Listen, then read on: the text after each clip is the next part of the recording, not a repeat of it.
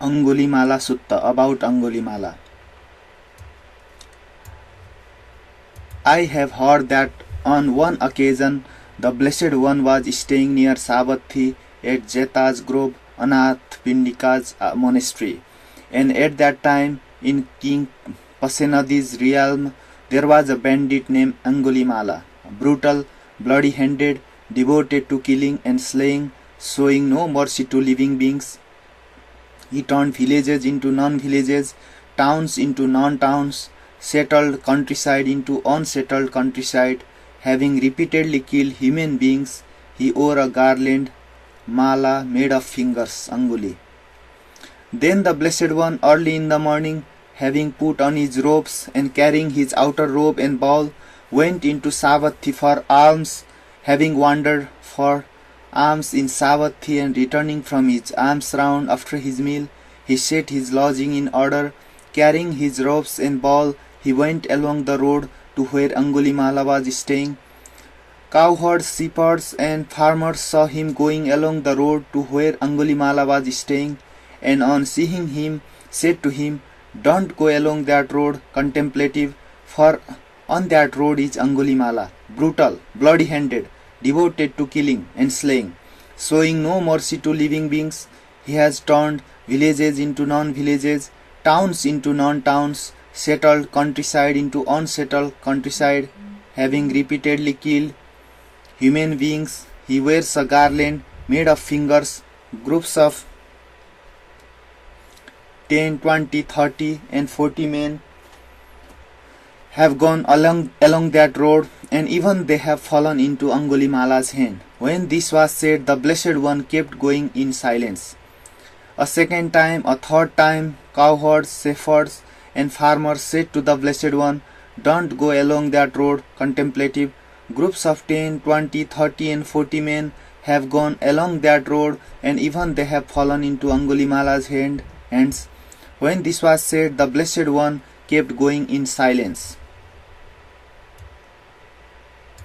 Then Angulimala saw the Blessed One coming from afar, and on seeing him, this thought occurred to him: Isn't it amazing? Isn't it astounding? Groups of 10, 20, 30 and 40 men have gone along this road, and even they have fallen into my hands, and yet now this contemplative comes attacking, as it were, alone and without a companion. Why don't I kill you? So Angulimala, taking off his sword and shield, buckling on his bow and quiver, followed right behind the Blessed One. Then the Blessed One wielded a feat of psychic power, such that Angulimala, though running with all his might, could not catch up with the Blessed One, walking at normal pace. Then the thought occurred to Angulimala: Isn't it amazing? Isn't it astounding? In the past I have chased and seized even a swift-running elephant, a swift-running horse, a swift-running chariot, a swift-running deer. But now, even though I am running with all my might, I can't catch up with this contemplative, walking at normal pace. So he stopped and called out to the Blessed One, "Stop, contemplative, stop." "I have stopped, Angulimala, you stop." Then the thought occurred to Angulimala: these Sakyan contemplatives are speakers of the truth, assertors of the truth, and yet this contemplative, even while walking, says, "I have stopped, Angulimala, you stop." Why don't I question him? So Angulimala, the bandit, addressed this verse to the Blessed One: "While walking, contemplative, you say I have stopped, but when I have stopped, you say I have not. I ask you the meaning of this. How have you stopped? How haven't I?" The Buddha: "I have stopped, Angulimala, once and for all, having cast off violence toward all living beings. You, though, are unrestrained toward beings. That's how I have stopped, and you have not." Angulimala: "At long last a greatly revered great seer, for my sake, has come to the great forest. Having heard your verse in line with the Dhamma, I will go about having abandoned evil." So saying, the bandit hurled his sword and weapons over a cliff into a chasm, a pit. Then the bandit paid homage, to the feet of the one well gone, and right there requested the going forth. The awakened one, the compassionate great seer, the teacher of the world, along with its devas, said to him then, "Come, Bhikkhu." That in itself was Bhikkhu for him. Then the Blessed One set out wandering toward Savatthi with Venerable Angulimala as his attendant monk. After wandering by stages, he reached Savatthi, and there he lived near Savatthi in Jeta's grove, Anath Pindika's monastery. Now at that time a large crowd of people, loud and noisy, had gathered at the gates to King Pasenadi Kosala's inner palace. "There is a bandit in your realm, sir, named Angulimala, brutal, bloody-handed, devoted to killing and slaying, showing no mercy to living beings. He has turned villages into non-villages, towns into non-towns, settled countryside into unsettled countryside, having repeatedly killed human beings. He wears a garland made of fingers. The king must stamp him out." Then King Pasenadi Kosala, with a cavalry of roughly 500 horsemen, drove out of Savatthi and entered the monastery. Driving as far as the ground was passable for chariots, he got down from his chariot and went on foot to the Blessed One. On arrival, having bowed down, he sat to one side. As he was sitting there, the Blessed One said to him, "What it is, great king?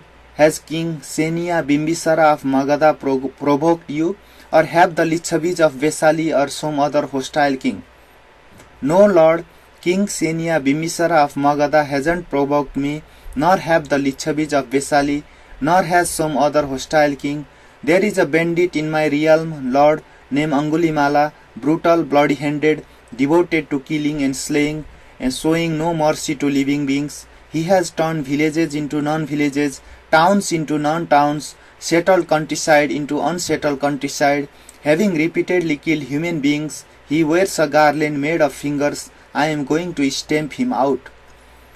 "Great king, suppose you were to see Angulimala with his hair and beard shaved off, wearing the ochre robe, having gone forth from the home life into homelessness, refraining from killing living beings, refraining from taking what is not given, refraining from telling lies, living the holy life on one meal a day, virtuous and of fine character, what would you do to him?"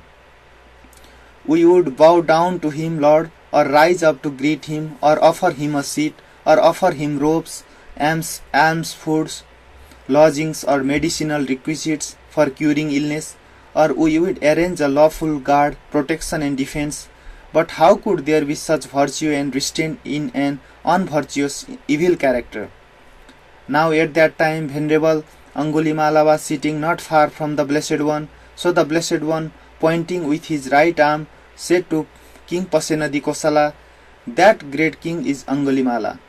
Then King Pasenadi Kosala was frightened, terrified, his hair standing on end. So the Blessed One, sensing the king's fear and hair rising awe, said to him, "Don't be afraid, great king, don't be afraid. He poses no danger to you." Then the king's fear, his terror, his hair standing on end subsided. He went over to Venerable Angulimala and said, "Are you really Angulimala, Lord?" "Yes, great king." "What is your father's clan? What is your mother's clan?" "My father is a Gagga, great king, and my mother a Mantani." "Then may Master Gagga Mantaniputta delight in staying here. I will be responsible for your robes, alms, food, lodgings, and medicinal requisites for curing illness." Now it so happened that at that time Venerable Angulimala was a wilderness dweller and alms goer, wearing on one set of the triple robe made of cast of cloth. So he said to King Pasenadi Kosala, "Enough, great king, my triple robe is complete." So King Pasenadi Kosala went to the Blessed One, and on arrival, having bowed down, sat to one side. As he was sitting there, he said to the Blessed One, "It's amazing, Lord, it's astounding, how the Blessed One has tamed the untamed, pacified the unpeaceful, and brought to unbinding those who were not unbound. For what we could not tame even with blunt or bladed weapons, the Blessed One has tamed without blunt or bladed weapons. Now, Lord, we must go. Many are our duties, many our responsibilities. Then do, great king, what you think it is now time to do. Then King Pasenadi Kosala got up from his seat, bowed down to the Blessed One, and keeping him to his right departed. Then Venerable Angulimala, early in the morning, having put on his robes and carrying his outer robe and bowl, went into Savatthi for alms. As he was going from house to house for alms, he saw a woman suffering a breach's worth. On seeing her, the thought occurred to him, how tormented are living beings, how tormented are living beings. Then, having wandered for alms in Savatthi and returning from his alms round after his meal, he went to the Blessed One. On arrival, having bowed down to him, he sat to one side. As he was sitting there, he said to the Blessed One, just now, Lord, early in the morning, having put on my robes and carrying my outer robe and bowl, I went into Savatthi for alms. As I was going from house to house for alms, I saw a woman suffering a breach's worth. On seeing her, the thought occurred to me, how tormented are living beings, how tormented are living beings. In that case, Angulimala, go to that woman and on arrival say to her, Sister, since I was born, I do not recall intentionally killing a living being. Through this truth, may there be well-being for you, well-being for your fetus. But Lord, wouldn't that be a lie for me? For I have intentionally killed many living beings.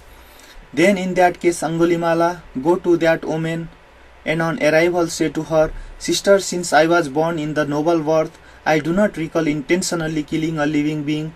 Through this truth, may there be well-being for you, well-being for your fetus. Responding, as you say, Lord, the Blessed One, Angulimala went to that woman and on arrival said to her, Sister, since I was born in the noble birth, I do not recall intentionally killing a living being. Through this, may there be well-being for you, well-being for your fetus. And there was well-being for the woman, well-being for her fetus.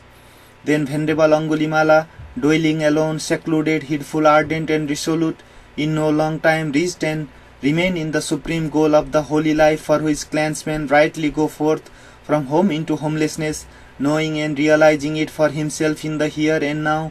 He knew birth is indeed the holy life fulfilled, the task done, there is nothing further for the sake of this world, and thus Venerable Angulimala became another one of the Arahants. Then Venerable Angulimala, early in the morning, having put on his robes and carrying his outer robe and bowl, went into Savatthi for alms. Now at that time a cloud thrown by one person hit Venerable Angulimala on the body, a stone thrown by another person hit him on the body, and a potsherd thrown by still another person hit him on the body. So Venerable Angulimala, his head broken open and dripping with blood, his bowl broken, and his outer robe ripped to shreds, went to the Blessed One. The Blessed One saw him coming from afar, and on seeing him, said to him, Bear with it, Brahman, bear with it. The fruit of the karma that would have burned you in hell for many years, many hundreds of years, many thousands of years, you are now experiencing in the here and now. Then Venerable Angulimal, having gone alone into seclusion, experienced the bliss of release. At that time he exclaimed, Who once was heedless, but later is not, brightens the world like the moon set free from a cloud. His evil done deed is replaced with skillfulness. He brightens the world like the moon set free from a cloud. Whatever young monk devotes himself to the Buddha's bidding, he brightens the world like the moon set free from a cloud. May even my enemies hear talk of the Dhamma. May even my enemies devote themselves to the Buddha's bidding.